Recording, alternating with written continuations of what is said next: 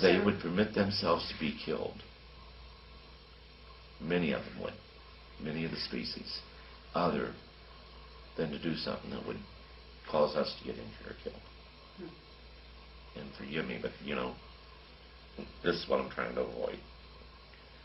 I understand. Well, okay, so they, in a certain sense, would sacrifice themselves because they have a deeper understanding of what's really going on than we do. Absolutely. Okay.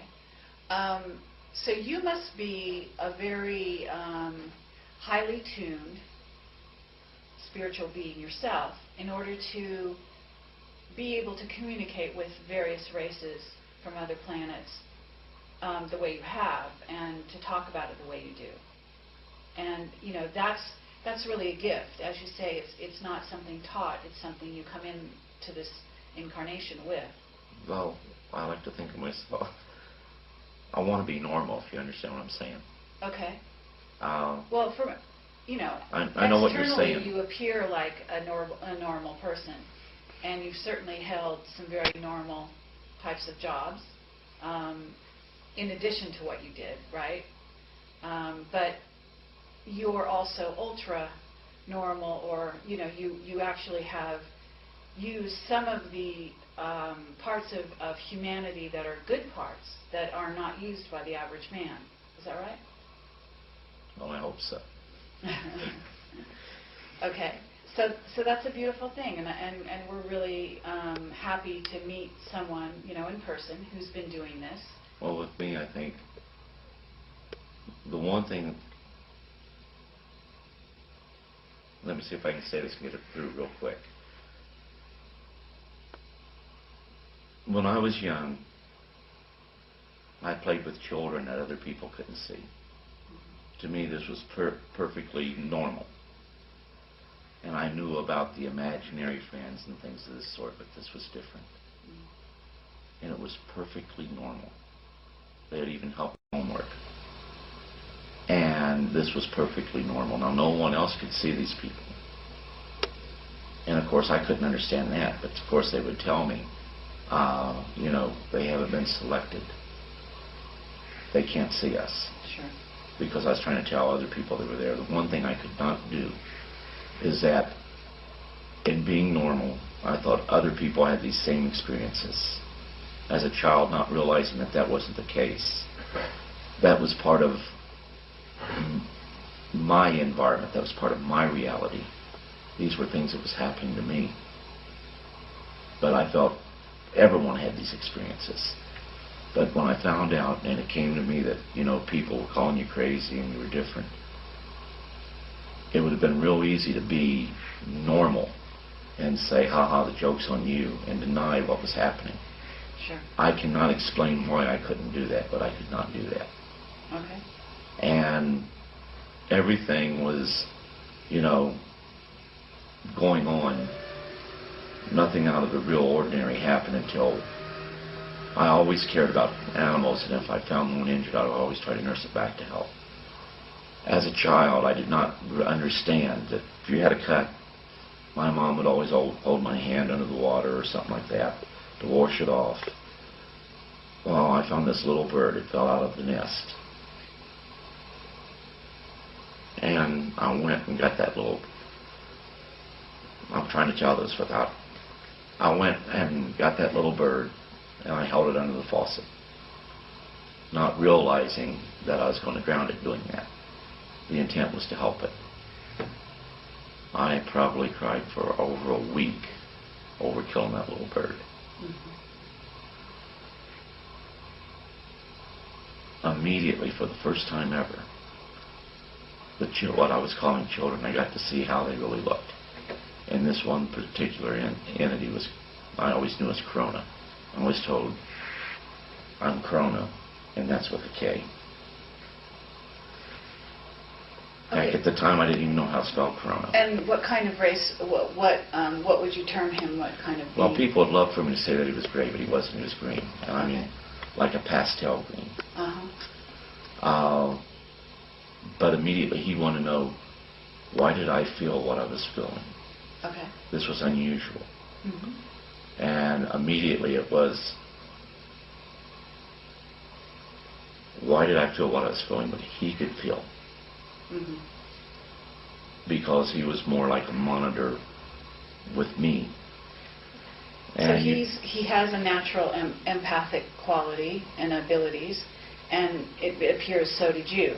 So it went both ways. It's the telepathy goes both ways. Oh, I'll carry it even a step further. We see our visitors as cartoon characters. They have cultures, they have societies, they have families, they have loves, they have dislikes, they have likes. Mm-hmm. They can feel pain, and they can feel fear. Mm-hmm.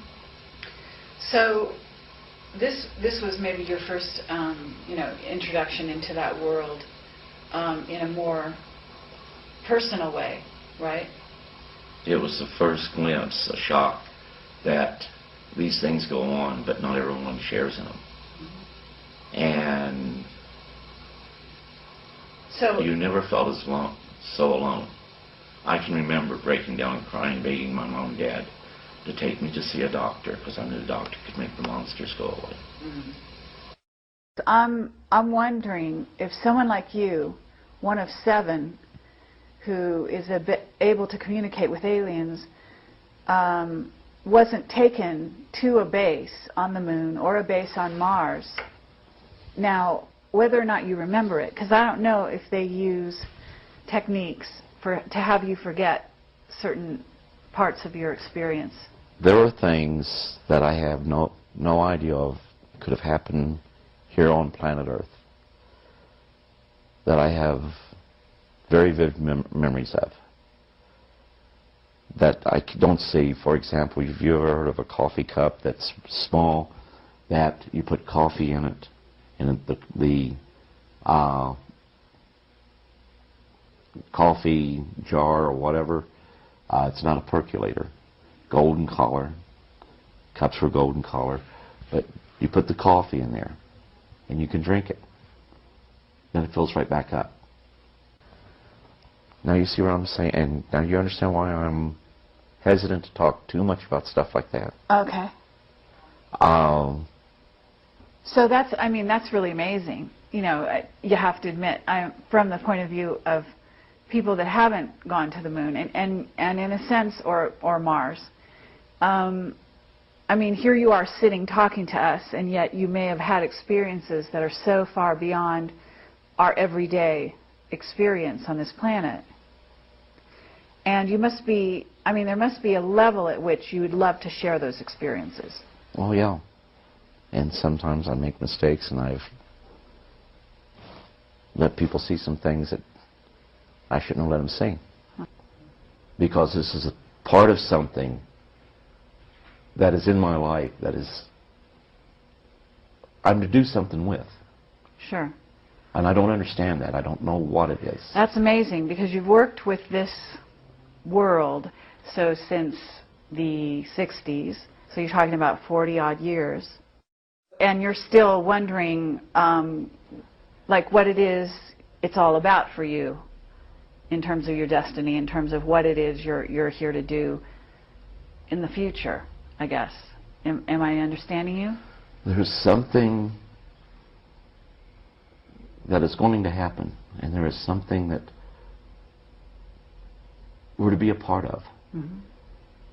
And I don't know what that is.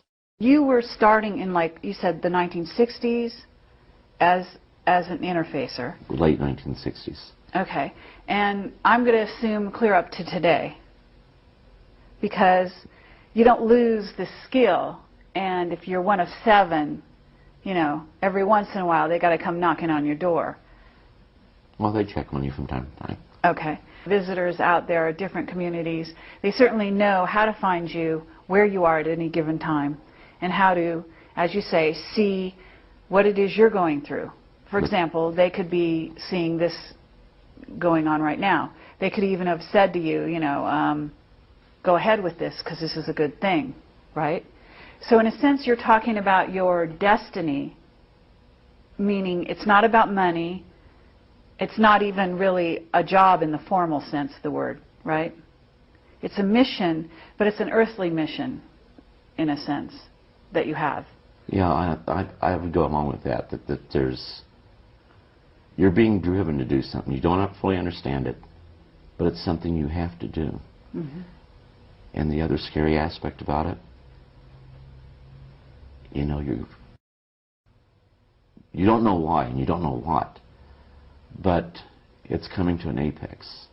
That what you're doing, you're fighting the clock.